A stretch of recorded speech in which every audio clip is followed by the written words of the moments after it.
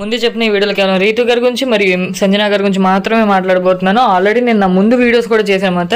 కళ్యాణ్ గారిని తనుజ గారిని కంపేర్ చేసి అండ్ అదేవిధంగా తర్వాత నిన్న పెట్టిన వీడియోలో డిమోన్ గారు ఇమాన్యుయల్ గారు. సో విన్నర్ ఎవరు అయ్యే ఛాన్సెస్ ఉన్నాయని పెడితే ఎవరి కాళ్ళు కామెంట్స్ అయితే వాళ్ళకి నచ్చిన కంటెస్టెంట్ పేరు చేశారు. బట్ దట్టు నాకు ఒక ఐడియా వచ్చింది జనాల ఒపీనియన్ ఎలా ఉందనేది. సో ఇప్పుడు ఈ వీడియోలో వచ్చేసరికి సంజన గారు అండ్ రీతు గారి గురించి కంపేర్ చేద్దాము. మీరు వేరే బిగ్ బాస్లో వేరే కంటెస్టెంట్స్ ఫ్యాన్స్ అవనేవ్వండి, మీరు కళ్యాణ్ గారి ఫ్యాన్ అయినా తనుజ గారి ఫ్యాన్ అయినా ఏదైనా ఓకే.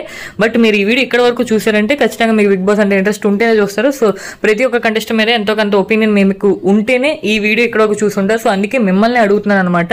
రీతు గారు సంజన గారు వీళ్ళిద్దరిలో ఎవరు కనీసం టాప్ 2 వరకు టాప్ 3 వరకు వెళ్తారని మీరు అనుకుంటున్నారు, లేదా ఎవరు విన్నర్ అవుతారు అనుకుంటున్నారండి?